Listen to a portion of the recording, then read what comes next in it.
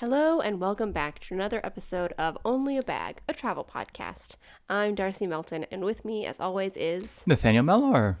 Thanks for joining me at the coffee table today to We have chat. definitely switched. We are now sitting at the coffee table. It's quite nice. Yeah, we're sitting on the floor because we didn't want to pull out the dining room table from the wall.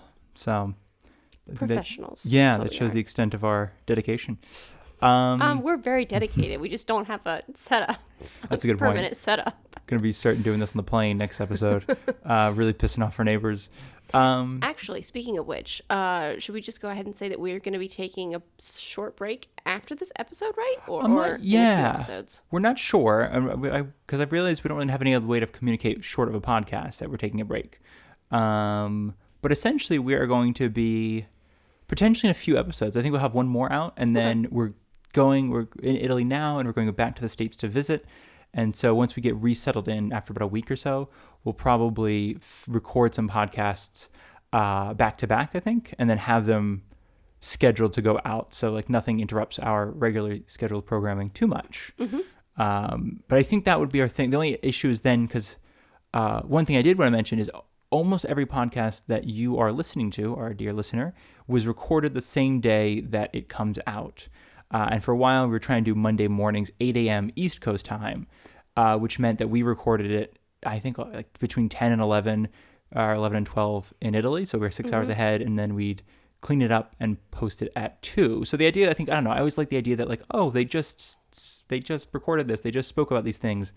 I always hated the car radio when you're driving around and they're like, oh, Monday mornings are the worst. Am I right? I'm like, you recorded this on a Saturday afternoon. Like, what are you talking about? I always pretend that the podcasts I listen to are just recorded. I like that. I think it kind of is like, oh, they were just talking about this. This is up-to-date information. So that just means that some of the podcasts later this year are going to be a little bit out of sync in case anything happens. Like as far as in the news, we won't be like, referring to it. I only say in the news because we're going to be talking about Naples, I think, next episode, the episode afterwards. And there have been some earthquakes in the Campi Flegrei, which is a sort of a Phlegrean fields next to Naples. It's basically it's a bunch of magma under the ground that keeps going up and down, and it's scaring everybody because if it goes up too much, it pops. Well, it goes up and down over how many years? Well, hundreds, but... Okay, so it's not currently, people are not like jiggling around. Oh, yeah, no, sorry. They're slowly jiggling around. Yeah. But everyone's really quite nervous, and that's been in the news recently. Well, it was in the news a couple of days ago, so I should just say, but since then, they've been like, oh my gosh, let's not have like an eruption, circa... whatever it was, 1500s, that sort of decimated a lot of things. Mm-hmm. So I think that's a really fun, true way to start this off. But essentially, we're probably taking a break around Christmas as well, just because it's Christmas and there's no way we're going to be putting out episodes because we're going to be super busy and running around like chickens with our head cut off. Mm-hmm. Anything else? No, I think that's it. That's a good, just letting y'all know. Yeah, okay. And then I guess if you would like to support this podcast, speaking of... I'd say speaking holidays? Of support, holidays, I don't know, if you want to send us some money. No, there is a link in the description to Trusted House Sitters, because this episode we were talking about Rome. Pretty much everything we know about Rome, we learned through house sitting. Mm-hmm. Actually, speaking of house sits, as a heads up for y'all, a lot of people do leave home for the holidays and need house sitters. Yeah. So if you're somebody who wants to escape your family for the holidays and that madness, if that's how your family is. Or escape to your family if you love your family and you want to see them. Oh, actually, there might be a house sit in your hometown if you're going back to visit. Yeah. It could be a cool opportunity if you want to house sit over the holidays. And we say that because we did see some, we're looking at house sits for when we're back in the States, and there are a number of them around that sort of holiday period. Or all the holiday periods, but there are a number of house sits that basically people are leaving for a week or two, and it's like, oh, that could be kind of fun. Mm-hmm. And like all over. I mean, in Europe, there's always tons, especially around the Christmas period, where people are just sort of going to the States for 3 months to Miami because they can't stomach the French winters again. I feel like that's a popular one. I know, but it's like everyone's like, I've been to Miami, and I'm like, that's amazing. I'm like, I can imagine you're gonna go in winter because it's so much nicer. So if you'd like to try out house sitting, if you'd like to go skiing, or I don't know, cuddle some pets in front of a wood-burning stove, there's a link in the description to Trusted House Sitters. It will help support the channel. And as always, if you could like and follow and subscribe and vote thumbs up. We don't know Positive things. We don't know what it looks like here on your end. We know that Spotify has a follow, and we want to say thank you to all of the people who have followed us. It seems this call to follow, not call to arms. That seems a little strong, but yeah, we don't want to call you guys to do that. But this call to follow has, a lot of you have followed. So thank you so much for following. So on with the episode. Yeah. So today, I'm calling it a bridge episode. I feel like we talked about Rome so much, and it is often our like connection to Italy. Like we're there all the time, and we come through Rome anytime we're back and forth between the U.S. and Italy, and it's just kind of always there for us. And we've talked about it a lot. Solid friend. It is a very solid friend. Very old friend. That's fair. And so because we've talked about it so much, we're just gonna go into general stuff today, right? Before we talk super about condensed, super general, not super general, super condensed. Because we've done like kitchen sink episodes, and if you'd like to listen to that, we have that. That's more like emergency numbers and some things to stay aware of, and that's almost, I think, I want to say a lot of that refers to in the summer. This is just general, how to get, like very briefly, how to get there, how to get around, some tips and some explanations on what to expect in Rome, just based on our own sort of showing people Rome, I guess. Yeah. So it's hard to put into words, but essentially it's sort of like, imagine if you asked somebody who'd been to Rome, like, all right, in 20 minutes, tell me everything I need to know about Rome. And then they just start talking really quickly. This is that episode. This is what that friend would say, I think. Except, and we are your friends, and this is what we're saying. And we don't talk that quickly. We're very rambly. So if they told you in 45 minutes and you're just like, at the end of it, you're like, okay, and let's go. That's kind of what this episode is going to be. I think it's a fair way to get there, right? Yeah, I think so. Perfect. Okay.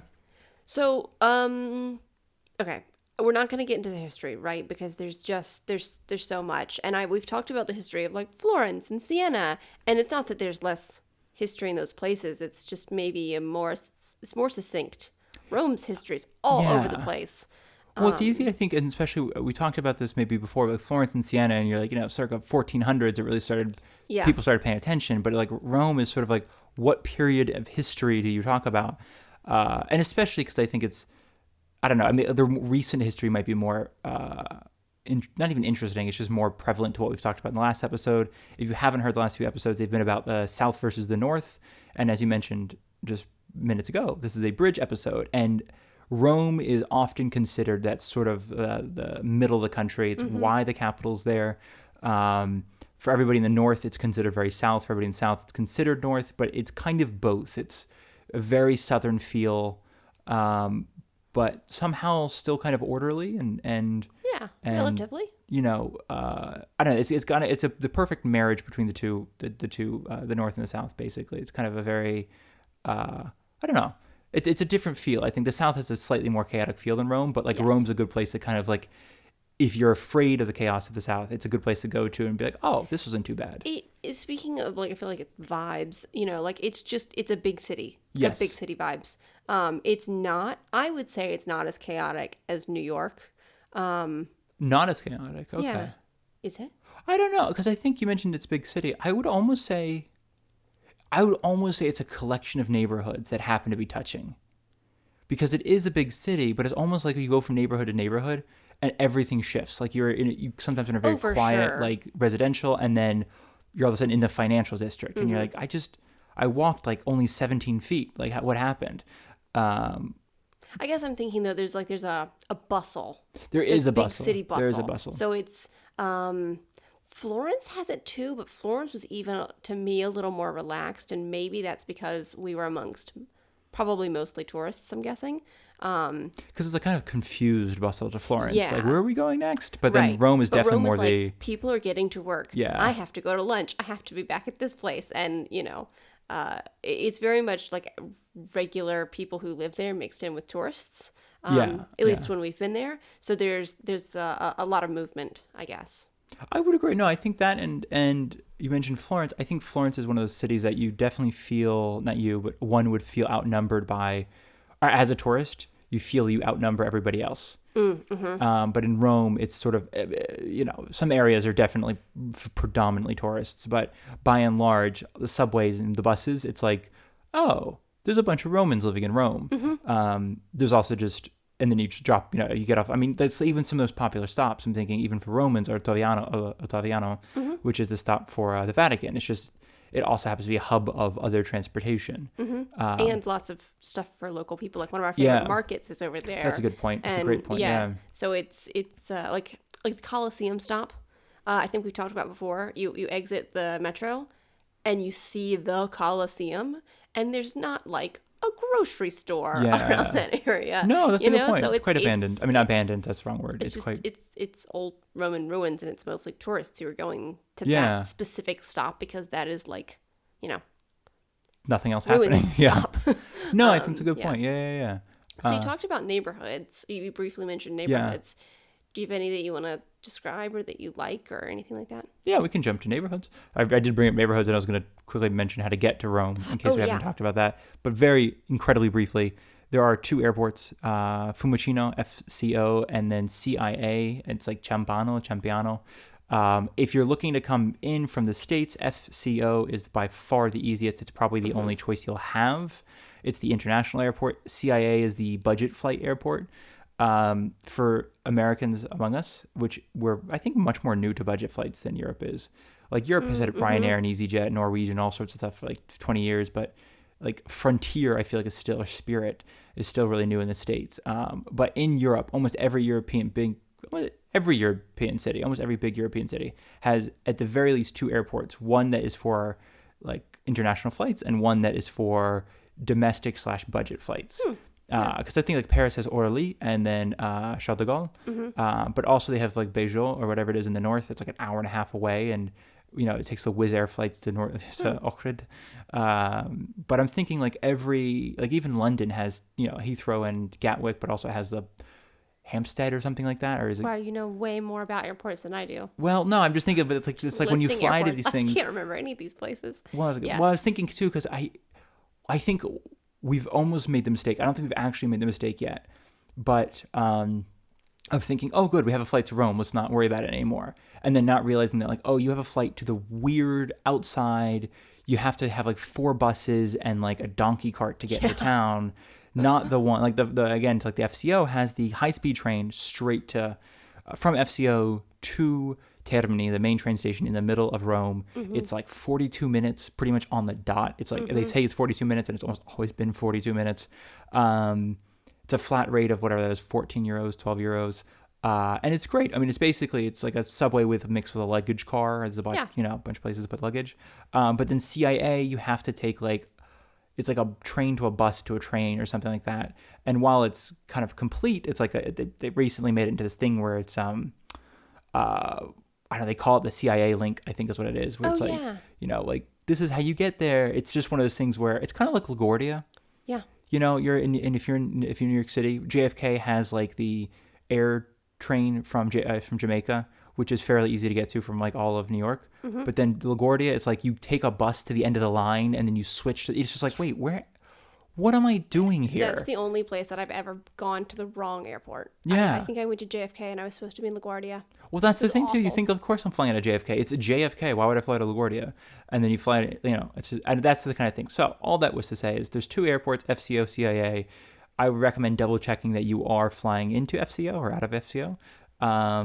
And then that basically brings you into Termini. And speaking of Termini, there are 2 major train stations in Rome, Tiburtina and Termini.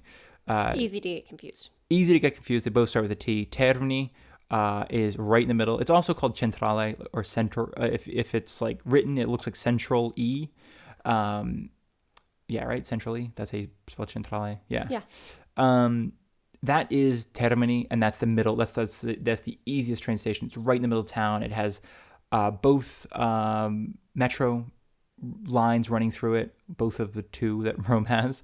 It has like 17 buses running through it. It's got a tram. It's got, I mean, it's the hub of transportation in Rome. There's also Tiburtina, which is, and the reason I'm bringing that one up is because if you are taking a bus to and from Rome anywhere, you're almost certainly going to be going to Tiburtina because it's a little bit on the outskirts of Rome. So buses, and I'm talking like Flixbus, I'm talking Marino Bus, I'm talking all the buses we've talked about in the past episodes. I think Ottolina Toscana, if you're coming from Florence, has a line that goes to Tiburtina. they will all go to Tiburtina, and then you have to take the metro into town. So very briefly, I just want to throw those out there as far as like transportation. There's 2 major airports, 2 major train stations. And for ease of travel, you're looking for FCO or Fiumicino, and then you're looking for Termini or Centrale.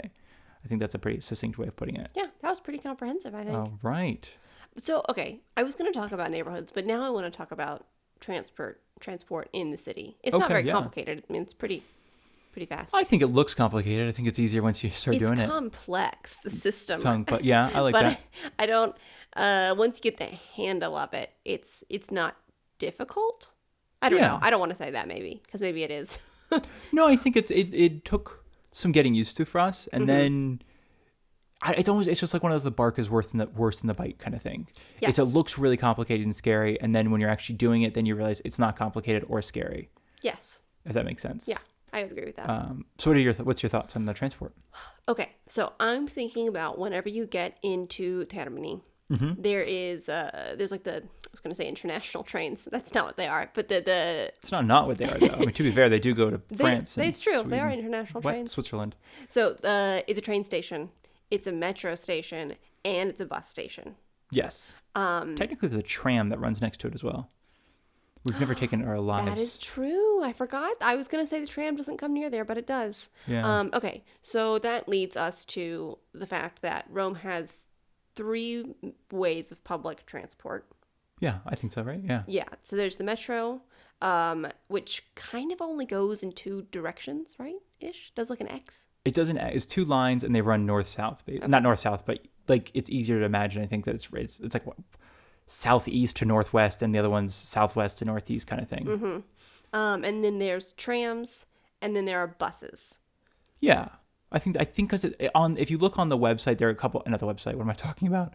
Well, I guess this website is the ATAC website. There are a few other things. They have like the difference between like tram and something else. It's like it's not a tram. It's the something train. It's like a above ground train, but it's basically a tram. And then plus they consider the Ostia line, the one out to the beach, as well as some other stuff. But essentially, yeah, there's only 3 major forms of transport. Practically speaking, what you're probably going to be taking is or the metro, one of those, the bus, or the tram. And they all work on the same system. So whenever you have the little ATAC card, that's ATAC, if you want to look it up, that's Rome's public transport. So whenever you get your little like pass, you can hop between. Like, it works for metro, bus, and tram. Yes. So it's not like you have to get separate tickets for separate modes of transportation. Right. And they all work together. And they have to, because none of them are comprehensive on their own. Well, that's actually a big thing. Yeah. So I kind of want to talk about buses, because you and I avoided using the buses the first couple times we were there. Yeah. We were scared of them. Well, I was thinking before that, do you want to tell people how the tickets work really quickly? Yeah, do you want to? No, I figured you brought it up. I mean, I'm happy to talk. I just you tell me. Give what another do you model. mean, how do the tickets work? No, interrupt me if you want. But essentially, they cost €1.50 per ticket. There are different plans.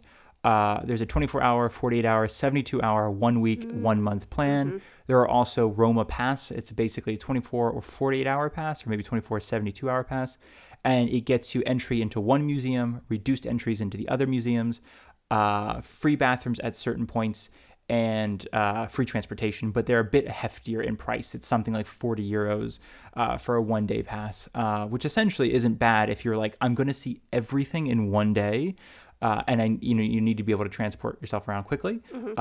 I think if you're like a management mindset traveler, where you have everything pretty planned out, that's a good choice for you, getting the pass. Mm-hmm. But I wouldn't get it, because I'm very like scatterbrained.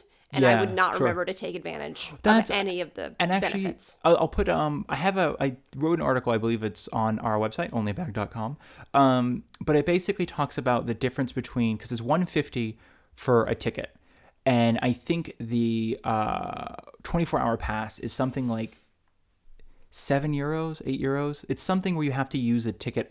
You have to basically be using it numerous times for it to make sense financially. Mm-hmm. And I'm not even thinking solo. I'm thinking if you're like a family of 4 or something like that, which seems to be like what they're placing,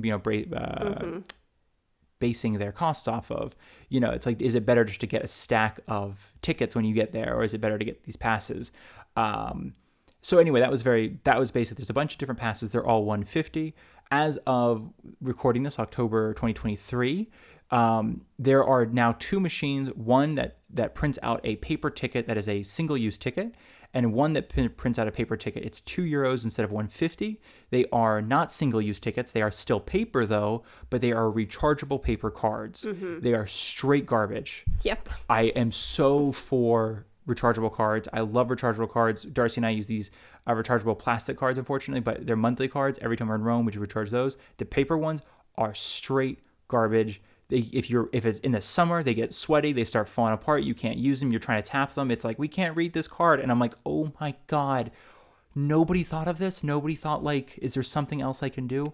Anyway, before I just start ranting about these cards, they're essentially, it's not the end of the world to have them, but when we went with my dad and your mom, we realized that's like some stations only have those ticket machines, which aren't bad, but again, because they're paper, even though they say rechargeable, I mean, like, my dad kept throwing his away, and I'm like, man, I need you to stop throwing those away. I mean, it was like, I'm spending extra 50 cents per ticket, but I was like, please stop throwing it away. So that is just something to be aware of, is you might have a rechargeable one, you might just have a single use. And then lastly, the tickets last for, I believe, 100 minutes. That hasn't changed, has it? It has, but like since we first went in now or something like that. Okay.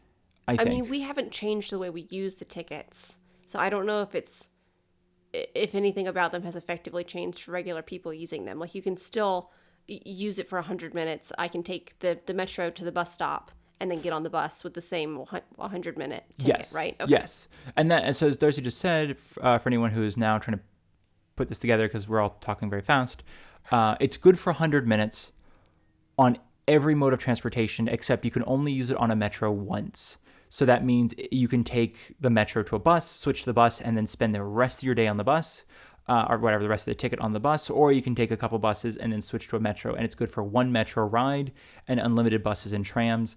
You don't really have to stamp the ticket again when you get on the next mode of transportation. I do if I'm running out of time, because we haven't really figured out, just for an example, it's like if you stamp it at 4 o'clock, it's good for 100 minutes, so that's till 5:40. I'm doing my math right. But we haven't really figured out, like, if it's a 20-minute bus ride we have to take and we get on the bus at 5:35, the ticket was valid when we got on the bus, but it's not going to be valid when we get off the bus. And so if somebody gets on the bus at, to check our tickets 15 minutes into the ride, it's now a 10-minute expired ticket. Are we going to get in trouble? We haven't yet run into that as a problem. It seems weird, because I was like, no one's going to spend more money on an extra ticket for another 20 minutes. This is Rome we're talking about, after all. So my suggestion was you're probably fine if you're like, as long as it's valid when you get on board, you're probably totally fine. Yeah. The good news is that, okay, so Rome is, it's our understanding they, at least in the last, 10 years, have been quite strict about fining riders if they don't have a valid ticket. But in the buses now, you can tap your debit card or credit card, right? Debit, credit, phone, if you have it on your Apple Pay, Google Pay. They have these separate, we'll go into it in a minute because they're confusing for everybody, but there's a separate little machine that looks like a ticket machine, and you can tap and buy a ticket that way. And so I think I didn't have my card one day, like my reusable card, so I was panicked. I thought we were going to get a ticket. I was telling the what do you call them? The controller. They call them I was like, I can get off the bus. It's totally fine. Leave me anywhere. I don't have any money. But he was like, no, just go tap your card, buy another ticket. So that is easier than paying like a giant fine. Yes. And I mean, I think it's hard to tell because I had my valid ticket, so I didn't know if he was like, oh, you guys are, and we were speaking Italian, so that helped. I mean, I don't know if he was like, it's one of the things, I pulled out my card, and when he saw that it was a rechargeable monthly card, he's like, no, I'm not going to see if it's valid. And then when you couldn't find yours, he's like, wait, give me your card. Let me see if that's valid. Yeah. And I think it's one of those things where, people do get a little, I get a little bit, not fresh with them, but there's definitely that sort of sense of what do you mean you need to see my card? It's like, I'm on the bus every day. It's like, cool, but we're going to make sure, because it's, as I think we've mentioned in the Rome episode, it's all a, well, actually, if I may move into this, getting onto a metro, nobody's going to see if you have a ticket because you have to scan your ticket to get through the turnstiles. Right. Pretty much at most, like it is at most planes. I think weirdly, Hamburg and Berlin are on our system. They just trust that you've, yeah, like, which is, I mean, it wasn't that wild to me. I just, as an American, I was like, I'm usually the metal gate that prevents you from getting into the subway without a ticket. So this one was like, they trust you to, have it little like verified or whatever it is, validated. No, but how the buses work is most buses, for what it's worth, have 3 doors, front, middle, and rear door.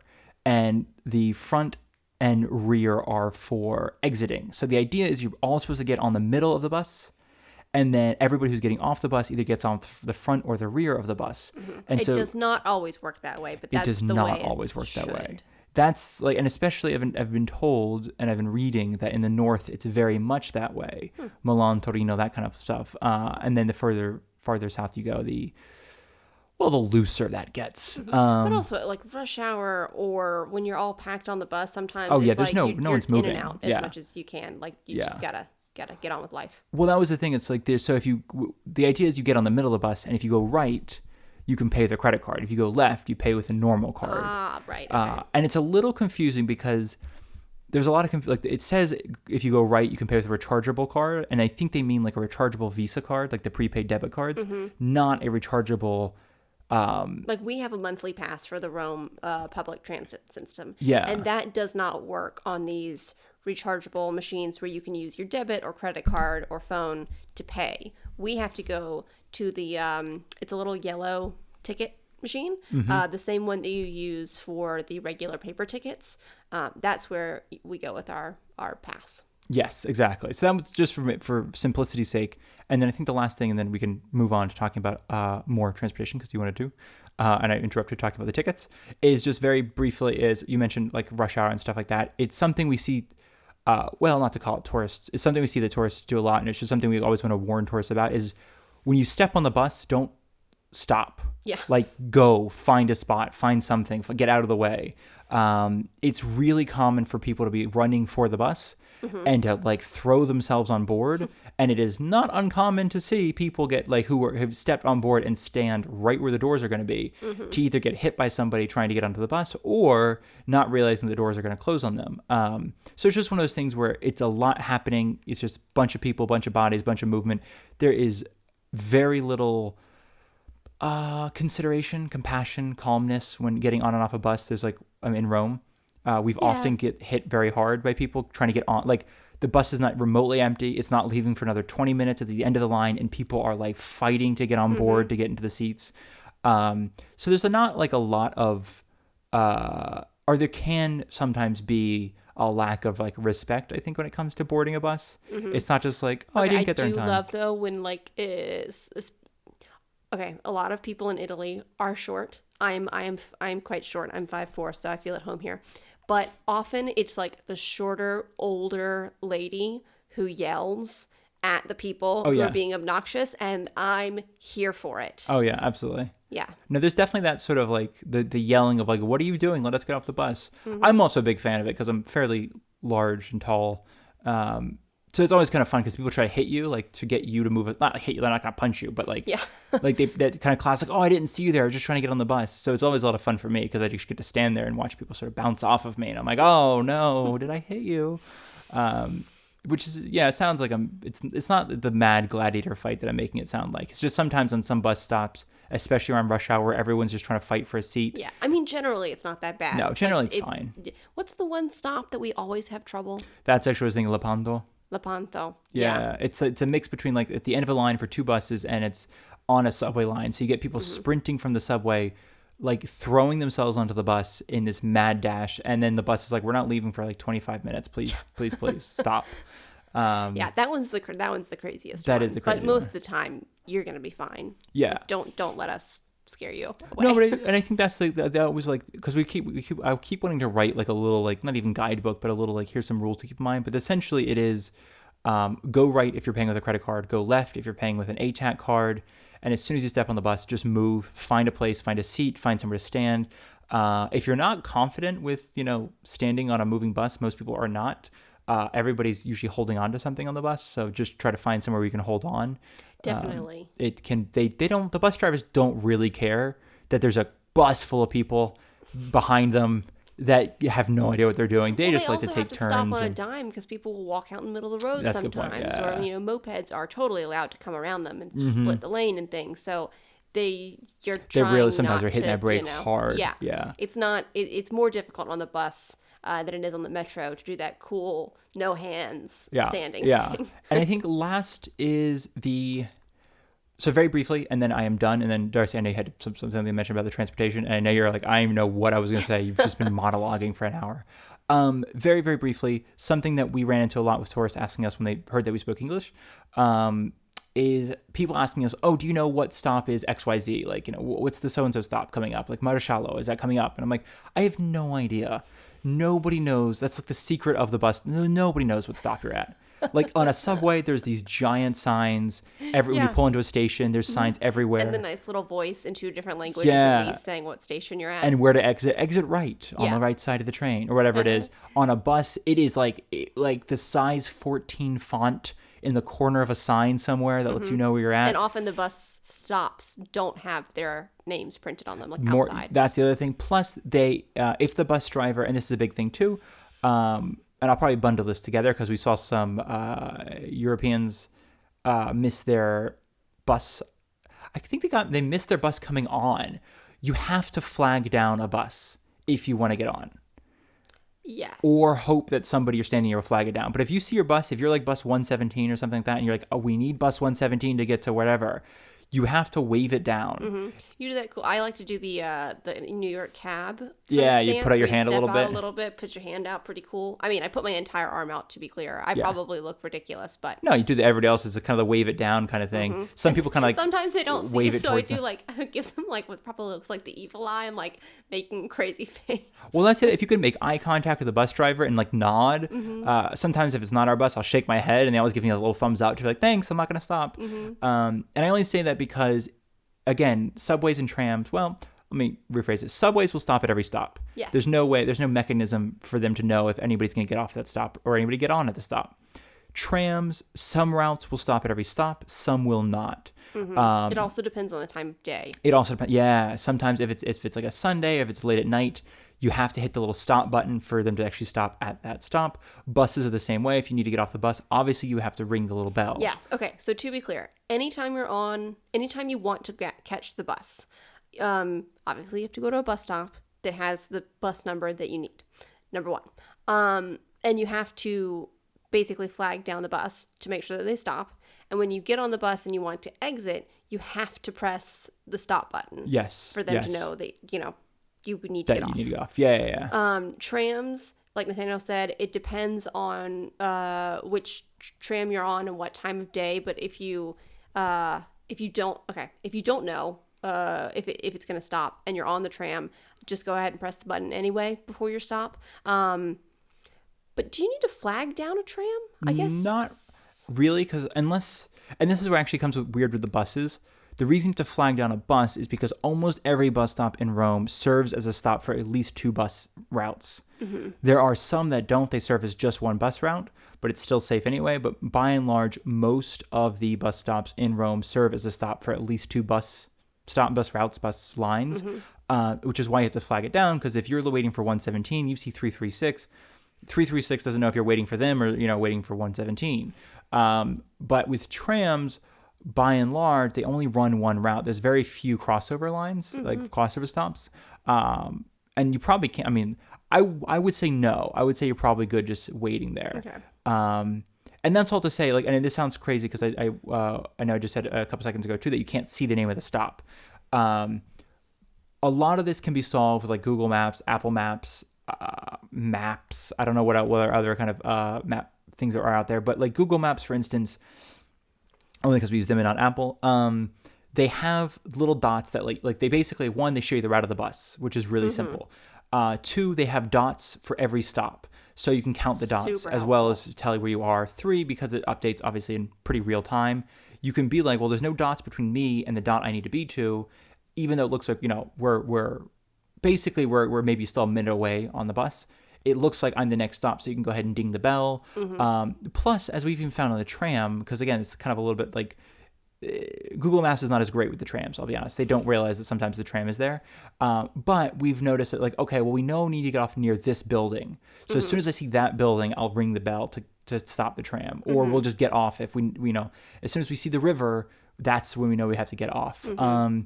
Ooh, one note is that, okay, so with the metro, you can't talk to the driver, obviously. Yeah, at all. No communication there. With trams, you cannot talk to the driver. There's a very firm door in between. Well, sometimes the door swings open, but you can't There's really definitely talk a door, to them. With buses, if you don't know where you're going, if you don't know if it's the right bus, if you don't know how to identify your stop, you can politely ask the bus driver. You'll probably have to shout. There's plexiglass between you. But they are reasonably accessible, especially if you're polite and quick about and you gently shout out your stop. You're like, this thing? They're like, yeah, no problem. And they'll tell you when the stop is. So if you have no access to a phone or a map that's updating, you can nicely talk to the bus driver. Just ignore the sign above them that says "Do not talk to the bus driver at any time." I mean, don't like chit chat. Well, people do chit chat, and people will yell at the driver. I mean, there's a lot of conversations with the drivers.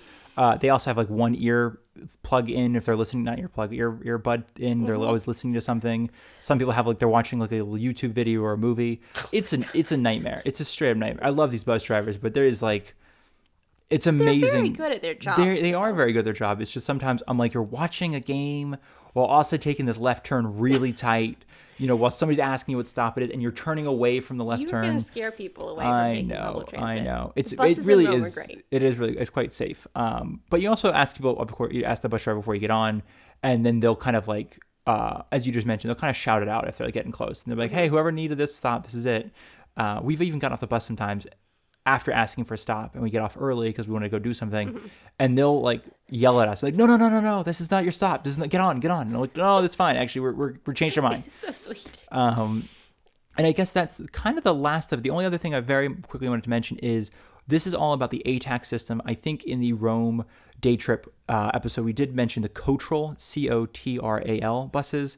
This is not for the Cotral buses. The Cotral buses are more akin to the sort of like intracity, intercity, the ones that go between cities. I don't know if that's correct. So intercity. They're called intercity, I think. Intra would be within the same city, right? Okay. Ooh. Not killing it on the words today, y'all. So the intercity buses, I think, would is kind of what the Cultural is like, and that's what you take to different towns. That works on a different system. It works based on the distance you go. You pay for different zones. It's kind of a whole other thing. But with the bus tickets, as Darcy just mentioned, you can already with the metros, you've been able to use your card to pay. You just tap your card and boop, you go in. Now the trams and the buses have something where you tap your card and you're good. But if you like the tickets, you can either get one at the bus stops, not the bus stops, excuse me, what I'm talking about, at the train stops, at the metro stops, almost always have a ticket machine. And some bus stops will have a ticket machine. Not all of them. Yeah, usually at the top of a line. The Capolinea is the top of the line, and they will have a ticket machine sometimes. But by and large, the edicola, if you see somebody selling like a newspaper, there's a really high chance you can buy a ticket there. Or at the tabacchi. It says like tabacchi e sale. It's a little blue sign with a big T. It's where you buy cigarettes. It's also where you buy tickets. So I think is that everything on transportation? Was there anything I missed? Yeah, I think so. Talked about trams, I think, earlier. Was there anything else on trams? No. No? Okay. I know we're like sprinting through things. I'm like, again, trying to hit that 40-minute mark, which I have a minute and 20 seconds to hit. So I'm not getting there. All right. So I think that's pretty good on transit. Okay. What is next? You wanted to mention neighborhoods. And I think one other thing we wanted to talk about is, and it ties in with the neighborhoods, is the idea that Rome is a walkable city. Yes. Okay. So to clear up the idea that Rome is a walkable city, it is very walk friendly. I mean, and regular people who live there walk around all the time. But just because it is easy and nice to walk around, like there's, sidewalks and it's fairly safe and things like that, you can't just walk from one side to the other easily and go about your business, have a coffee, grab a pizza, whatever. Like, it is a giant city. And I think there's this misunderstanding, I don't know, maybe especially for Americans. I don't know. I had the idea that Rome was small.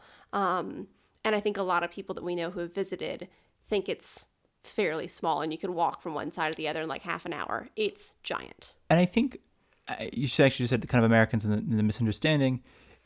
I guess we've talked to people. I remember even when I was younger and talking to people who went, like, they just went to Italy for the summer or whatever it was, or for, a week. And they're, oh, went to Florence and Siena and Rome. And it's just so walkable. And I'm like, if you're putting Florence and Siena and Rome together or something like that, Yeah. two really small, and we've talked about this in the Florence and the Siena episode, they're very small. They're historic and tourist centers are you very can small. walk from one side to the other in like 20 minutes. Yeah. You can't walk from like the Pantheon to the Vatican in 20 minutes, let alone from one side of the city to the other. So no, that's just all to say. I think you're like, in theory and in practice, if you are comfortable with walking about 5 to 10 miles a day, which is not like an absurd because it's all flat in Rome. So it's a city of 7 hills, but my God, I don't think they've ever seen a hill in their life. One of our favorite walks has a hill, but that is like a very particular walk. Mound, I would say. It is sort of like I call them a Florida hill. It's sort of like the flattest state in America. A Florida hill is a mole hill. Yeah, it's kind of what Rome is like. It's like, that's a hill. I mean, I only say that because, again, they have like, it's the same geographic entity, Italy. I mean, I was going to say country, but I guess when they call them the city of the 7 hills, they hadn't really seen the north. But you have like the Dolomites, you have the Cilento, you have the Alburni, you have like all these other mountain ranges. Yeah. And then they get to Rome and they're like, that seems hilly. And I'm like, it's... Okay, but if you're like the average retirement traveler... Sure. You might want to consider your walking differently than if you're us. Well, I think I think that's a... Because I don't want to make people think that there is absolutely no hills and it's the easiest walking. Okay, there's like 2 hills that I can think of, but I'm thinking walking from the Vatican to the Pantheon and to the Colosseum and to like the Spanish Steps and the fountain. Popolo. Yeah, it's pretty much all flat. Yes. And no, I mean, and again, you can definitely walk that. Darcy and I've done it many times. It's not like, again, outside the realm of possibility at all. It's just simply, if you've never been to Rome before, I don't know. I guess I'm trying to think of like, when we walk 20 minutes, you can actually get somewhere. Even where we're from in the States, 20 minutes, you can get somewhere. And then in Rome, it feels like, oh my God, I've gotten nowhere. Yes. Like there's no respect for a city block in Rome. There's either, like a block is the size of one building and a block is sometimes the size of like 18 buildings side by side, or 28 buildings side by side. So it's kind of like, did we walk a block? Not to mention it's not set up in a grid. So it's kind of like, if you choose the wrong direction, and it doesn't have any cut throughs, you could easily be walking a couple hundred yards in the wrong direction just to cut back later. I would say that if you're pressed for time and you want to see a lot of things around Rome, a lot of tourist sites, do your best to plan your travel in public transit. Like look up the bus system before you go and things like that. Because in some of the historic areas, there aren't a lot of buses. For sure. But it is easy to get a bus from one major site to another, like from the Vatican to the Colosseum, or the area of the Trevi Fountain to the Spanish Steps. Well, that one's actually, I was going to say, that's probably the only walkable one there is. That is walkable. So I don't know. Some no, of but them like are Piazza very del walkable. Popolo Yeah, I guess or... I'm saying like, don't think that you can like run between each of these sites in 5 minutes. I think, if I may too, and just maybe more so for, because I think a lot of people we know in the retirement age who are traveling spend like 6 days in Rome and do spend a lot of time kind of exploring and walking around. I'm thinking more for those sort of backpackers who are like one day in Rome and one day in Milan, and it's like, what are you going to see in one day in Rome? And you got your backpack. Yeah. That's heavy duty.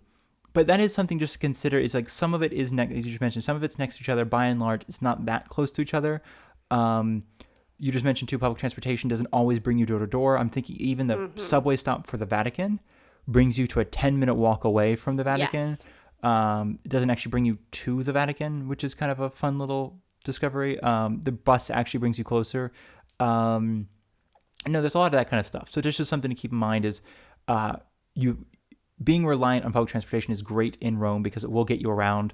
Of course, there's always taxis, and we have found that they are much, much, much cheaper in Rome than like anywhere else we've ever been. which has been like really big nice. city wise. Yeah, big city. I mean, like you spend $20 in New York and you probably can't get to the end of the block. Yeah. You spend $20 in Rome and they get you from like, I don't know, halfway through the city in rush hour kind of thing. And it's just like, wow, that's a good use of money there. So I mean, I'm always, yeah. Oh, speaking of taxis, there's the taxi app. Free now. Yes. I think we've talked about it before, but I'm like so old school. I just thought we'd just, Flag a down taxi. Yeah. Welcome to the 21st century. But which I don't know, maybe you still can. Oh yeah, I think in Rome, yeah. Yeah, okay. In places where there are taxis. I mean, like we were staying in a neighborhood and we needed to get to the airport, so we needed to pre-book. But yes, so Free Now is the like Rome City taxi app, and it's super helpful. It's also, just as a heads up, it's basically Uber. I think it's just I think we've used Uber twice, but essentially it has the little map that shows where the cars are. It tells you the driver's name. It tells you their license plate. It tells you what kind of car they're driving, their reviews, a rough estimate of how much it'll cost you, the whole 9 yards. It's very complete. It's very easy. And yeah, I mean, it's also, I think now with the Free Now app, technically you can also like rent the scooter. There's a bunch of like electric scooters around town. You can rent those through the Free Now app. Super useful, super helpful. If you're looking to kind of transport your way around Rome, because you can't use Uber. There's only Uber XL and Uber Lux. I guess you can use Uber if you have money. What am I talking about? There's only 3 different kind of Ubers or 2 different kind of Ubers, like XL Lux, XL it's Black, not as something like that. ubiquitous here. Yeah, there's not like the cheap version. Well, because basically the taxi union will not allow the Uber to be here. So it's. And that might change in the future. I think Milan and Rome are the only 2 places in Italy that allow Uber, and even then it's barely. Again, that might change. There was some kerfuffle last year around the taxi drivers overcharging people for rides to the airport. It's supposed to be a flat rate. It's like $50 to go to Fiumicino from anywhere in the city and $38 to go to CIA from anywhere in the city, or maybe vice versa, from the airport to the town. And they're overcharging people like, $62 instead of $50 kind of thing, or saying, oh, our card machine's down, you have to pay cash. And everyone's like, I wonder if that's changed at all with the Free Now app, because I was this is during the Free Now app, unfortunately. Yeah. Because we were charged through the app. This is, I think, for people leaving the airport and flagging down a cab. Okay. Because that's right. We are charged to the app, which does make it more protected. And I don't know the ins and outs. I don't know if the cab drivers are out there just canceling, avoiding all the airport rides. And there's always bad actors. It's always bad actors. So I think that is basically that's a good way of putting that. Okay. So, but just to talk about like walking, I don't want to scare anybody off from walking around. Rome is it's an awesome place to just wander around. And there are some really lovely neighborhoods to just meander through as well. I think in the evening, is it Trastevere? I always call the neighborhoods wrong. Okay, so in the daytime, Trastevere is like a hot little desert oven. Yeah. It's awful. There's no shade.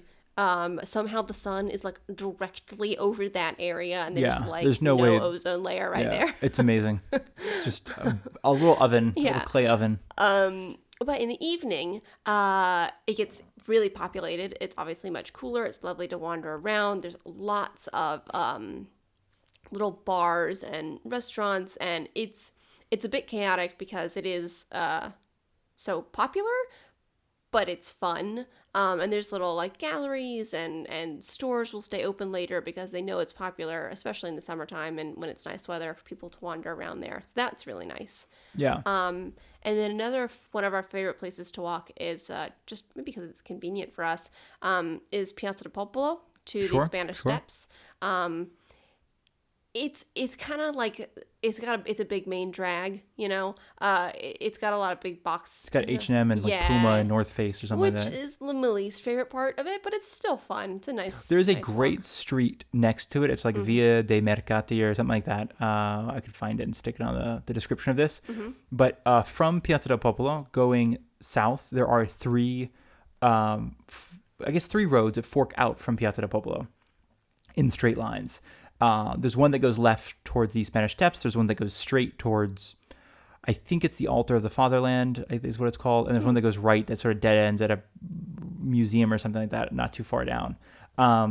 The one, if you go right, by the way, there's a Gracchi. It's a gelateria. It's quite nice. And then if you go a little farther down, there's an art store that Darcy likes to buy her art supplies at. Called the Poggi. Yeah.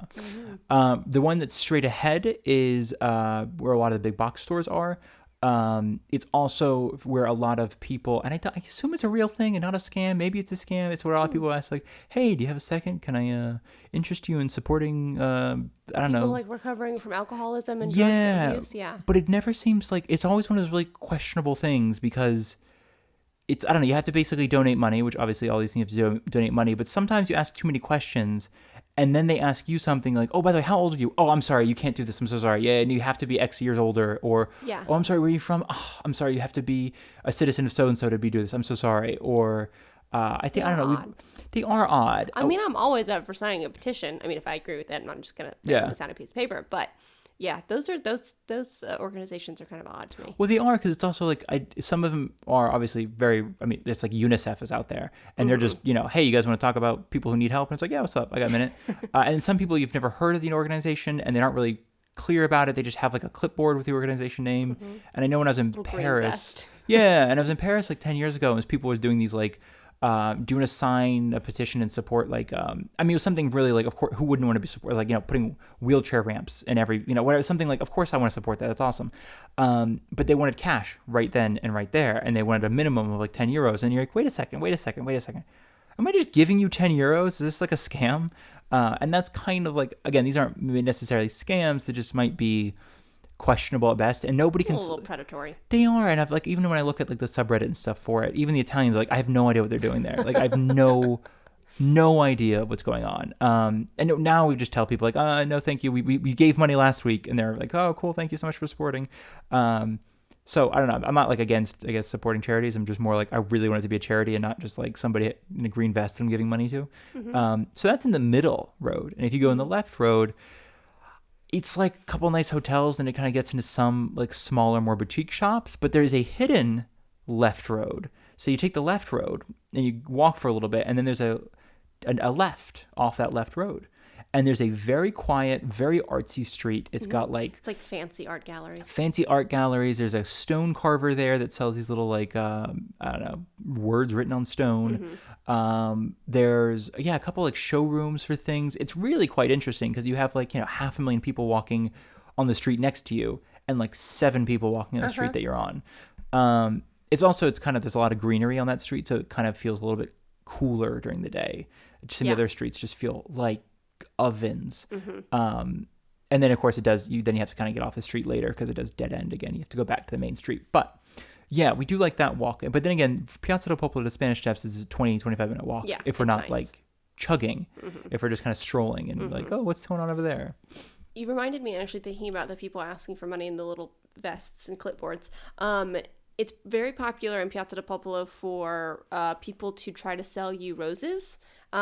You do not have to say yes. They will put them in your hand. You can drop them. You can give them back. You don't have to take them. No means no. Yeah. So just don't be intimidated.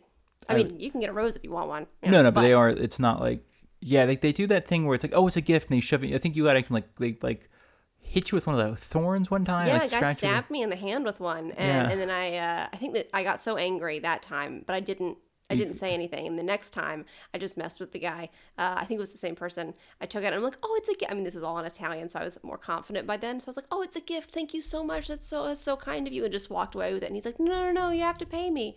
And so I just kind of messed with him and gave his rose back. Yeah, it makes sense. That's a good story for you. No, but it is. That's, I think, the woman behind you thought it was really funny. Well, because they do it to everybody, and I... There's a guilting, shaming sort of thing happening. And some people can be quite aggressive about it. I mean, to use your phrase earlier, no one's going to punch you in the face. But there's like an aggressive, predatory energy sometimes, and I'm not down with it. Well, there's also that sort of like, I mean, rarely, but sometimes people kind of like stop you from going somewhere, not necessarily grabbing your arm, but certainly, wait, before you, it's like, I'm leaving. I don't want to buy this. Thank you very much for your time. Goodbye. Yeah. No, I think we I don't know. I realized when we talk about this to your I think your dad especially, he's like, I thought you guys were like the, the bleeding heart travelers. And it's like, well, yeah, but like not when you're being outwardly aggressive. It's like, I don't know. It's not like, and it always seems kind of like not even a scam, but I'm just like, it's €5 for a rose that, you got for 20 cents. It's, and you're shoving it into people's hands and you get angry with them when they say no, or you're chasing them through the thing. Yeah. I mean, there are a lot of people who sell their wares, and I think that we try to buy stuff from them, but it's also like I'm all for artisans and makers, and also people who, work at like the used clothing markets and things like that. But it doesn't matter what industry you're in. If you're aggressive, then I'm not going to help you out. On a less aggressive note, though, actually, for that, I was gonna say there is also people who will sell the bracelets and stuff. And one really popular selling technique is to toss it to you. Yeah. And they're like, "Hey, man," and they'll toss you a bracelet, and of course you're gonna catch it because you're like, "What are you throwing at me?" And there's that sort of like, again, there's that sort of like, then they kind of walk, like, "That's just a little gift, it's for you," and they kind of walk away, and they're like, "But if you have like a couple dollars," and like, "Oh no, can I get that bracelet back then?" So it's a little bit like that. It's a little, and sometimes it's not. I mean, I think we've seen people actually. Somebody give a bracelet and the person they gave it to thought it was gonna be this whole rigmarole. Like, "No, seriously, it's yours. I'm good. I'll see you later." And then she walked away, and I was like, the rare turnaround. Yeah, it's just people's marketing tactics. Yeah. I mean, it's not I guess I feel like when I say this, I feel like I'm like harping on a particular industry or something, but it's just, I don't know. I'm just not down with aggressive marketing. I think that's the thing. It's a kind of aggressive, like, especially when you're in the middle of something, you're doing something, your hands are full, or you're trying to eat pasta. Or, I don't know. That's the other thing. It's like I always feel bad. Like, I don't know. Whenever we're doing something and then we kind of get stopped, and it's just sort of like, I have like my mouth full. I'm like, I don't know what's going on right now. I'm so sorry. And that's just also to mention too, I guess as just a little heads up too, if you are eating outside anywhere, Italy, I want to say, is a very different culture, I think, to America, at least that I've seen, that I'm used to, in which that they'll allow people into the restaurants to sell you things. So if you're eating inside, or if you're eating outside, for sure, people come up to you, try to sell you roses and, I mean, everything. I mean, sometimes it'll be socks and matches and tissues. It's like, it doesn't matter where you are, people will try to sell you stuff. Which can be quite convenient if you need an extra pair of socks. Oh, it could be some super tissues, because there's no toilet paper in a lot of the bathrooms. So you should totally. We were going to mention that when we got to the southern episodes, but basically, we've mentioned this before, but there is never going to be toilet paper in the bathroom. If there is, it's a miracle. Yeah. You're very lucky if there's a toilet seat. There's often not even a toilet seat. So sometimes the tissues can be helpful, the matches, the lighters, that can be really helpful too. But just as a thing, like, people will absolutely come into the restaurant, stand by the table, and I mean, we've even had dinners before where we're like, no, thank you, no thanks, and then they just kind of stand there for 10, 15 seconds. And most people don't. I mean, most people are just genuinely out there like, "Hey, do you need this thing right now?" Oh, no? yeah, no, All I'm right, thinking cool. more of the people who are selling like the roses or the sometimes it's music. Sometimes people come around and play music, and I know that's a very Italian thing. You're like, "Oh, of course I'll pay the what is that French word, troubadour, some money for a for a soliloquy." But by and large, I don't know. I think it's one of these little warning. Again, what would I tell a friend? And it's just like, I want you to know that it's little things that can be a little jarring culturally. Yes, and it's to kind of like take no offense to it. It's not a personal thing. Definitely. I think the first time, every once in a while, it could kind of not even ruin us, but it would just not ruin us at all. But it would just be like, oh, that kind of made it weird. Like, some guy kind of getting really aggressive when we didn't want to buy something, and you're like, oh, But that was so hopefully, sad. if you're prepared for it, you can let it roll off your back. Yeah, and it's also it's one of those things where it's like, I don't know, Rome in general, Italians in general, I think are, I don't know, it's almost like aggressiveness is a different thing. I think as an American, like, being loud is not aggressive here. It's just how you communicate. Touching is not remotely aggressive here. Like, people touch all the time. And I say that like, oh, go ahead. I was just going to say, touching meaning like not anything that makes you uncomfortable. Like if like groped in a subway or something, like that is very much not what we're talking about. No, that's not appropriate. I meant sometimes people come up to you and kind of like, like touch your arm or be like, hey man, how you doing? Blah, blah, blah. Do you mind if I talk to you for that kind of thing? Or I don't know, sometimes like you're at a restaurant or something like that, and the owner will come out and he kind of like just grabs your shoulders and he's especially with you, especially with me. Older guys are very like to grab your shoulder and you're like, this young man here. Yeah, and they're like, it's like Darcy and I'll be eating. They come out and they grab my shoulders and they ask Darcy how the meal is, and I'm like, well, thank you, it's fantastic. Like, so there's just something. You get a lot of loving touches on your sides. I get a lot of loving touches on my sides. A lot of people. But it's like a loving dad. That sounds kind of gross. I'm making it sound gross, but like hey, I just got to get past you. It's that sort of friendly, like sort of, I'm just gonna move you to the side, but don't take this in a bad way.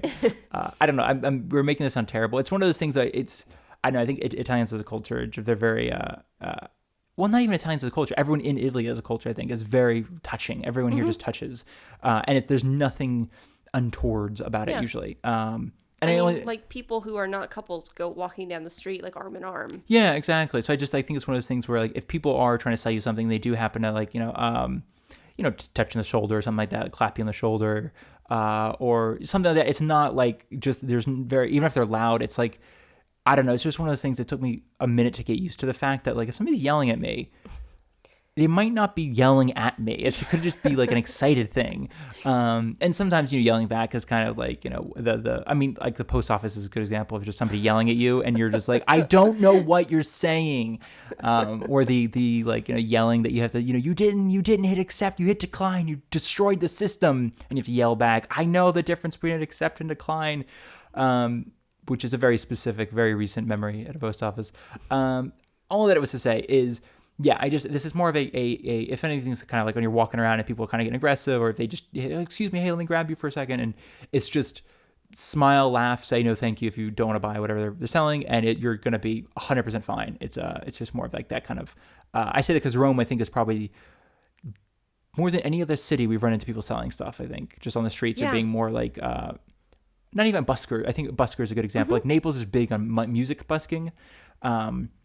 I think Florence is big on art busking, like they sell prints and stuff. But I think Rome's big on like this sort of just anything goes kind of busking, like just here or just stuff, selling stuff on the street. Yeah, there's music. There's also tons of music, obviously, like especially around that touristy areas, especially in the evenings. Sometimes they won't set up that far away from each other. We saw this one musician sort of get yelled at by some guy in an apartment who came down to yell at her again, and I was just like, oh my god. So there's a little bit of, not everybody loves the fact there's a lot of buskers here, I guess, especially the singing ones. Because to be fair, it's at 9:30 at night. You're trying to go to sleep. You got to work in the morning. Get somebody singing Lady Gaga beneath you. It's like, I can see that being really annoying. Sorry, that went way off topic. But essentially, this was all to say, it's not going to be bad. It's just more to warn you, not to warn you, to let you know that, it's just, especially in touristy what areas. to expect. Yeah, people can sell you bottles of water, just umbrellas, that kind of stuff. It's easy to just say, no thanks, and you're good. I mean, often very convenient items, but... Well, I mean, we have bought umbrellas and ponchos in the middle of a rainstorm because it's like, it's just started raining and some guy runs by, you guys want a poncho? I'm like, what extortionary rates are you charging? So, I mean, I always say yes, of course, because...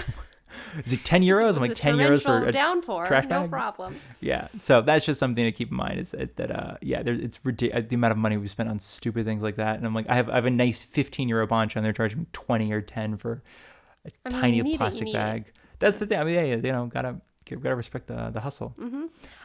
Speaking of the buskers, I guess like three more kind of walk things that I want to mention is so like you said, Trastevere, or like I said, I guess Trastevere, great place to walk around. In the evenings, they do often have there's like it's a tiny piazza area sort of that has some. Well, actually, I think there's two piazzas, and there's the one at the beginning of it. Performing there. In the Vatican area, there's the call it the Angel Bridge, Ponte degli Angeli. Yes. Near the Castel... Degli Angeli? No, Castel... Oh, man, I'm like... It's something Castel something or another. Oh, Elmo? Sant'Elmo? I don't know. Wow. So, trust us, we've been there, I promise. Maybe we should put it in the... The castle that's near the Vatican. It's a medieval castle, I think. There are often people busking there, and sometimes there'll be people who are like clearly very much... Not to say that any musician is not a professional, but some of them are like, oh, you seem like you're in an orchestra, and this is just your night off and your fun thing to do. There's a very good harpist there. Yeah, she's great. Yeah. And then often, is it the Ponte degli Angeli? Is that where a bunch of musicians often set up there and they'll like take turns? Yes, yeah. So that's a great walk. Like on either end, they'll wait till the other one finishes. That's a lovely place to wander around. In the Borghese Gardens, lovely walk. I would say Borghese Gardens, lovely walk, but then when it is in the evenings, the nighttime, it does obviously kind of. People disappear. Yeah. So it's not a great place to walk in the day. Yeah, it's not. It doesn't get. To be fair, I want to be very clear. Like, Rome is not a very dangerous city by American standards. I say that coming from a place that is not very dangerous by American standards, and it's still a lot of gun violence and still a lot of crime and muggings and this and that. But Rome, while the fact is a city, it's a very, very low rate of crime for like. I mean, especially even within Europe, it's like people. I know we've heard about people have like go to Madrid and Barcelona and they're like, I was pickpocketed 15 times in like a week. I have no idea what's going on in Barcelona. That doesn't really exist in Rome at all.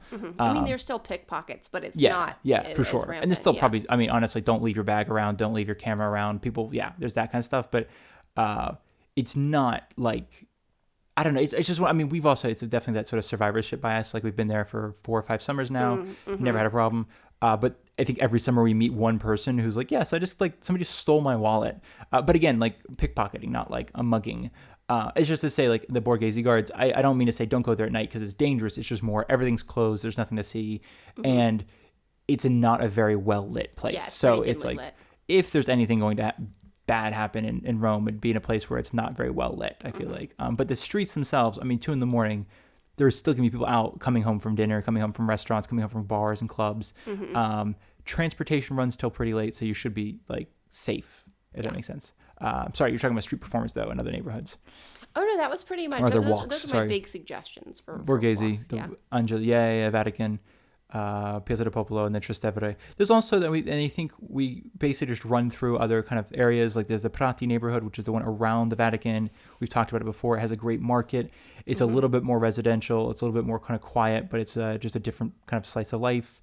Testaccio is kind of like, it's like Chelsea, I think, in New York City is a good way of kind of putting it. It was like once a very blue collar kind of area. It's less so now, but like, I don't know. It's, I want to say like even 10 years ago, it was far more blue collar than it is now. So it's slowly kind of changing. I don't even know if gentrifying is the word, because it's still like kind of has a lot of, starving artist types, I think, in Testaccio. Yeah. So it's not quite like really nice now. But they have the Testaccio market, which we've talked about before. Amazing food. Just across from Testaccio, there is the Palatine Hill, which has that little, if you've ever seen these images of Rome on like Instagram or Reddit, there's always like the Vatican through the keyhole. That's on the Palatine Hill. There's also a gorgeous church up there. There's a gorgeous garden up there. There's 2 gorgeous gardens up there. There's like the classic orange tree garden, and then there's the other little one that you had. Yeah. Sorry, I did move away from my mic there, I think, a little bit. And no, so there's a lot of those kinds of walks there. There's a rose garden there that's only open, I think, in spring and fall. So that's a great walk. If you go from anywhere in Testaccio, but we did a lovely walk from the Testaccio market, had a nice little lunch, walked up the hill to basically where the keyhole is, and then walked along that street. There's the 2 gardens, which are lovely for a little sit. You continue walking down the same street and you'll end up at the rose garden, which I think opens this month. It was closed during the summer. Yeah. October. Yeah. And then basically you arrive at, what is that large area? You kind of come down. Oh, you mean the Massimo? Cerco Massimo? Yeah. Yeah, which is, the Cerco Massimo is like a track, I guess. It's like an ancient track. What do they call that? The chariot rides and stuff? Not chariot rides. That makes it sound like it was a fun thing. Chariot races. Yeah. It's now used for a lot of like concerts and stuff. But I'm also thinking there's the Monti neighborhood, Monti. It is near-ish to the Termini train station. It's got like 1, 2, maybe 3 nice, kind of fun, nice in the sense of, again, this is another area that was quite studenty, quite run down like 10 years ago. And it's still quite studenty, but it's like, again, like they're doing, I don't know, it's one of those things that's like, I imagine like anywhere in Rome, it goes through constant cycles. Like you talk to people who were living there in the 80s and they're like, you could just walk into the Colosseum. There wasn't an attraction. There's nothing there. I was just like, yeah, if you want to go have a beer in the Colosseum, you go have a beer at the Colosseum. Yeah. And it's funny because people live now, some of the, especially some older people kind of live in the Piazza del Popolo. It's like, it wasn't a great area to live in the 80s and the 90s. Now it is the area. It's got all the stores. It's kind of like walking down, I don't know, Fifth Avenue, I think in New York is kind of like that. Yeah. But it's just people who've like, well, this used to be a quiet area. And yeah, there was some crime, but man, that was better than having, North Face blasting, I don't know, pop music. So it's an interesting shift. It's like everything's kind of getting quite cyclical. So a lot of neighborhoods that were once really interesting are now coming back to being really interesting. I mean, I guess they're always interesting, but they're kind of being like, a lot of food things, I guess, are happening in Monte. It's just like, again, it's cheap. So it's like, if it fails, it fails. It's just it's nice. But Monte's a nice neighborhood. Cavour is a nice neighborhood. Cavour has the thrift stores. Stores. Yeah, Okay. that's right around the Termini as well. And I think there's one called San Giovanni. I want to say it's called San Giovanni. It's kind of behind Termini. We've been there only once for an art show. Oh yeah. But it's very studenty. It's very cheap for people living, like basically people live there because it's a cheap area and still being in Rome. And it's like, again, it's sort of like when you go to Naples, you'll have that same feeling of everything's graffitied, but it might be like 200-year-old graffiti and you wouldn't be surprised kind of thing. Or it could be yesterday's graffiti. But it's kind of, again, those like one of those things where you're not quite sure how much of the graffiti is cultured and how much of it is just like cultured in the sense of like there to Yeah. I don't know, it's like Williamsburg, like in New York City has left a lot of the graffiti everywhere, but it's like the last time somebody graffitied in Williamsburg was 20 years ago. So it's kind of that kind of feeling, and I think the San Giovanni. But all this to say, there's some really nice neighborhoods. There's some really beautiful walking areas. Mm-hmm. There's some beautiful, you can get lost for hours. I mean, in a good way. Yeah. And a great thing to do is you get lost and have a bus ticket, and then just know which bus that you're staying next to. If you're staying in Airbnb or house sitting link in the description, or if you're staying at a hotel, just to kind of know like some ways to get back there. If you have a phone, even easier. And no, I think basically that's what you and I like to do sometimes, just go get lost, and then one bus will connect you to the next bus and you'll be back home in 30 minutes. So that's kind of nice. Mm-hmm. And I think one more word I just want to say on safety. When I looked, basically I was trying to, when I was writing an article on safety in Rome, I didn't want to write it strictly from our point of view because we do live in a quite residential area when we're there house sitting. And we aren't out after like 1 or 2. So it's not rarely. I think once we took the wrong bus. And that's another thing. Keep in mind, you're taking the right bus. But no, some people think that the area around Termini, the main train station, gets a little shifty in the evenings. And when I say evenings, I do mean when it closes at 12. And it does. It's one of, I guess it's like because it's kind of lit around the clock.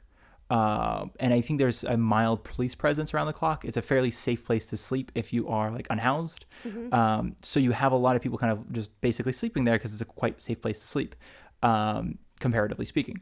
And that just means that sometimes people who walk by at night kind of get bothered or get yelled at or this, that. I couldn't find any actual statistics on it being an actual, unsafe area. I know that some people, again, when they talk about booking hotels or, even this, when we book hotels like in apartment buildings kind of thing, they're very tiny hotels. Everyone's like, oh, that's an unsafe area. And it's like, not really. It's, it's just one of those things where I feel like it seems unsafe, but there isn't really a much reported crime, at least. Which isn't to say there isn't any crime. It's just, I just wanted to throw that out there as far as people who are looking to boat. We almost always stay near the hotel. Anytime we fly to Rome, what am I talking about? Near the train station? Near the train station. Because it's, usually there is like 30, 40 hotels within a 2-minute walk from the train station. Mm-hmm. And you can just wake up, you walk to the train station, you take your 42-minute train out to the airport, and you fly out. And it's $100 some odd cheaper than staying at the one at the airport. Yeah. So I think it says neighborhoods, safety, transportation, walking around. We didn't really talk about food. We can if we went to the next episode. Yeah. Just some very brief, like, I don't know. We've talked about Roman food before. We have. I think we should talk about, you pitched this earlier off mic, pizza, pinza, and pizza Atalio. Yes, because that is a big one because we're going into Naples afterwards. And Naples is the home of pizza, very proudly so. And I thought we should talk about the abominations of pizza before we talk about... No, they're great in their own ways. I know that I think pizza is actually even like a precursor to pizza. Like flatbreads in Italy have been around for like 2,000 years. Yeah. And apparently they've just been awful for 1,700 of those years. I'm kidding, of course. I'm a huge fan of pizza, though, so it's... The pizza Italia is, to be fair, made. So is the pizza. The pizza is great. And they're all really good in their own ways. They're just not the same thing. Very much not. So you can't think of one is a version of the other, and they're not. They're just That being said, people did bring us for Roman pizza, and that was awful. Yeah, that's actually not very good. No, it was a crispy flatbread with some tomato sauce and some cheese on top, and I was like, this is disgusting. There's no way you people eat this. I was horrified. They have other great food. They have amazing food. It was Roman not pizza.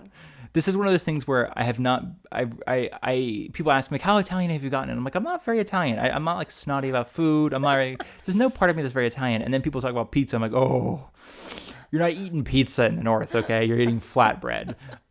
So I do get quite. I realize it's pizza. I think is the only one I get that. It's a trigger for you. That pizza and gelato. You know, I will get triggered by gelato and pizza. Those are the two food groups, the major food groups that I'm like. People start talking about, what's good pizza, and I'm like, you do not know what's good pizza. Trust me. So we're gonna talk about Naples and good pizza.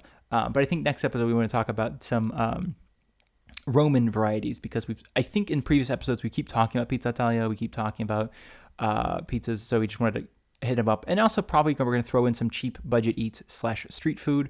While Rome is not as known for sandwiches as like the rest of Italy, Florence, it's still there's still some great sandwich places, there's some pasta places. So we're just going to probably do Pizza Italia, and then a handful of budget eats that we really like that are just solid meals every time we go.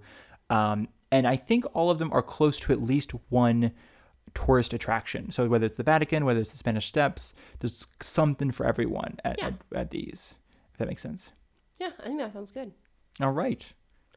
Solid 1 hour and 15 minutes is what we're at. Okay, so that's pretty good. So it's if you ask a friend, if you're still here. If you ask a friend what do I need to know about Rome, and they told you in an hour. We're on our second coffee at the coffee shop is what we would be doing. We'd be running to the bathroom back and forth. I gotta pee. I don't know. I have to pee when I drink coffee. I don't know if that's necessary for this podcast, but I'm just every time someone's like, let's have a coffee, I'm like, oh god, I'm gonna be peeing the whole time I'm there. So I don't know. Thank you for sharing that. You're welcome. I don't know where I was going with this. I'm just thinking you're like the second coffee at the coffee shop. I'm over here just like, we would be the second coffee at the coffee shop. So with that being said, I think that's everything. There's a link in the description if you want to try to figure out how to house sit this winter, this spring. Basically, and I think one last thing on the house sitting, we talked about this before, but 5 to 7 weeks out is a good time to look for house sits. People are not that up on the sort of like, this is not an I don't know. Every time we look for house sits, it's people like, oh my God, I'm leaving town next week. I totally forgot. I have to find a house sitter. No one's doing, I'm leaving town in 9 months. I have to find a house sitter. Yeah, those are much more rare. So that's just something like, it's just something to consider is if when you get out of town, snap of the moment, spur of the moment kind of thing, snap decision, spur of the moment. Or a month ahead of time or whatever, That's those things is snap decision. Oh, okay. Yeah, sorry. A very slow snap decision. Then I would consider house sitting. There's a link in the description to Trusted House Sitters. It's one of the major ones that we use. I know I sound like I'm doing an ad for it, but we like it. And if you buy their plan, it helps out the channel. It's not a channel. What are we? YouTube? No, what are we called? We're podcast station? Yeah. Podcast? Just a podcast? So it helps out the podcast. I think I watched too much YouTube videos like, it helps out the channel. I'm like, yeah, right. Nice channel. But just if you are interested in house sitting, there's Nomador as well. We don't have a link to them, do we? But I just want to list some other places so people know that. There's Nomador, Mind My House, House Carers, and there's also, I think it's kind of under one umbrella company, but there's like House Sitters UK, USA, AU, which is Australia and Canada, and there's some. It's either like UK House Sitters or House Sitters UK, and I think it's like House Sitters US, and then one's like US House Sitters. It's something weird. They're all flippy flop, but there are 4, I think, under the same umbrella, and maybe even like House Sitters Ireland is under there. But there's 4 or 5 under the same umbrella. We have used those frequently in the past, especially House Sitters UK. No, there's a handful out there. I think Trusted House Sitters is just the one that has typically the most available sits. It definitely is the most available. They're all trustworthy, but it's like super convenient. So yeah. But maybe it's convenient, it's easy, but it's also, I think, Trusted House Sitters is sort of the 21st century answer to house sitting versus... Yes, that's a good way to put it. Nomador, Mind My House, they're great, but it very much feels like a early 2000s version. Yes. I mean, Nomador is definitely ratcheting it up quite a bit, but I say that in the sense of like, it's a step above putting an ad in the back of a travel magazine, whereas Trusted House Sitters seems to try to take some of the... blame, for lack of a better word, if something goes wrong. They seem to be like, there's like, for house people who want to use their house to have house sitters come, there's insurance that you can get through them. And then for house sitters like us, if we got the extra plan, it's like travel insurance essentially. So if somebody cancels on you last minute, they will put you up for a few nights and get you a flight. So there's that kind of stuff, which is why I like the Trusted House Sitters. It's if you're willing, I mean, it's more expensive. It's a few $100s a year instead of $100 a year. But it's one of those things where if you're going to be using it more than I mean, for more than 3 nights, it's cheaper than a hotel. Totally worth it. Yeah, Absolutely. and there's so much kind of protection built in. I like mine, my house. I like Numador, but there's less protection. It's just more of like, if it doesn't work out, it doesn't work out. I'm sorry, you bought a ticket. So we still use them, but it's more like you have to find like-minded individuals rather than trusted house sitters, where there's a lot of protection built in. Yeah. Sorry, I know I'm going on a whole monologue with that too. That's good. If you made it this far and you're still listening to us talk, thank you so much for being here. Thank you so much for listening to this episode. Yeah, and I guess the next one will be on Pizza and self pizza. What am I? Pizza Italia. What am I talking about? And then we're going to go into Naples, but we are leaving after next week, so we'll put out one more episode while we're still in Italy, and somewhat fittingly, and then we'll go south, and then we'll be going to the south of the United States as well. So yes, we're all we'll going physically south. be traveling to the U.S., but in our podcast, we will be talking about Naples. Yes. All right. Thank you all so much for listening, Yeah, we'll talk to you next time. and enjoy until then.